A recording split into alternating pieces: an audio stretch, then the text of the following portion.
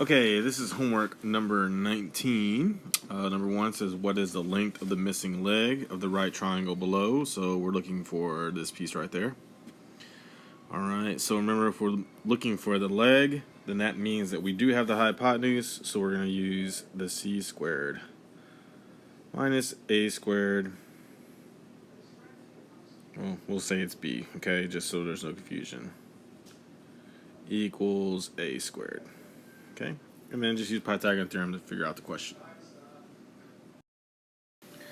Okay, number 2, what is the total surface area? So we're looking for total surface area, and this is triangular prism. So remember, you have to divide that base when you're finding the area of the base by 2, so don't forget that.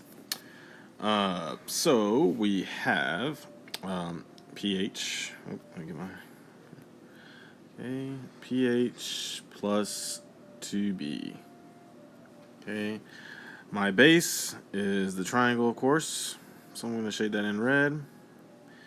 My height is what's in green, and we're looking for the perimeter of the base, the height of the prism, and the area of the base.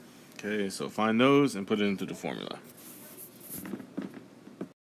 Okay, question number 3. What is the value of x in the picture below? So we're looking for x. So we're going to solve for x. So we can set it up using the formula, and I'll write the formula for you that we're going to use. So remember the 19x plus 8. Okay, that's the exterior angle, and that is equal to the two remote interior angles. So this one that I'm circling in black is equal to these two that I'm circling in red added together. So my formula could look like 6x plus 11, I'm guessing that's a plus 75 equals 19x plus 8. Alright, so go ahead and solve for x there, and we probably talk about this one more tomorrow. Alright, question number 4. What is the volume of the cylinder shown below? So remember, volume, we're going to use the formula. Okay, volume, sorry, get the pen. Volume equals the area of the base times the height of the cylinder, and then in this case of the cylinder, our area of the base is pi r squared. Okay. Alright, radius we have is 7, and the height that we have is 14. Remember, it's the height of the prism.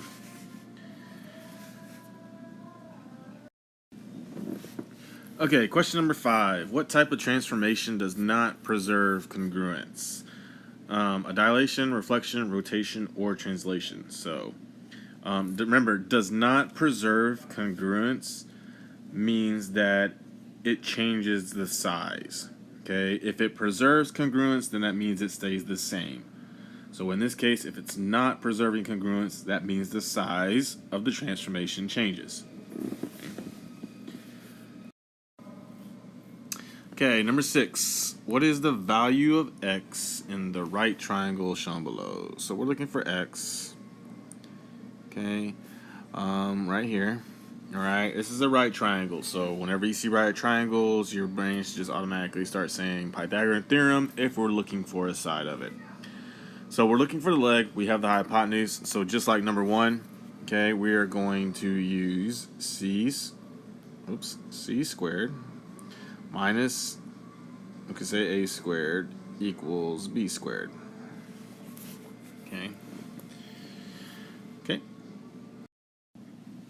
Alright, number 7. Write an algebraic representation of the dilation shown below. So this word dilation here tells me that it is either an enlargement or a reduction.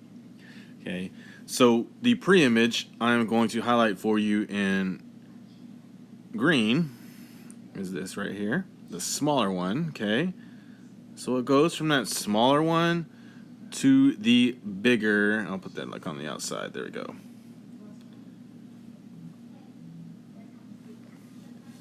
Okay, the bigger image that you have there. Okay, this is a trapezoid, actually. So, how much is it getting bigger by is what you need to find out. Okay, so your answer could look like kx comma ky. Okay, you need to find out that scale factor there. Okay. Okay, number 8. What is the surface area of the rectangular prism below? All right, so you can have your base is going to vary on this one because there's all rectangles, and your base could be the one that's facing us, the one that's on the bottom, the one that's on the side, however you want to do it. But the formula is still going to be the perimeter of whatever base you use times the height plus 2 times the area of your base.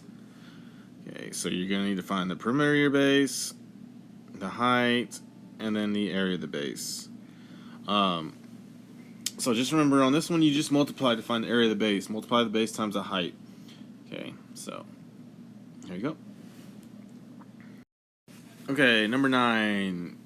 What is the height of the triangle shown below? So we're just looking for the height of the triangle. So I'm going to shade into for you what we're looking for. We're just looking for this height right here.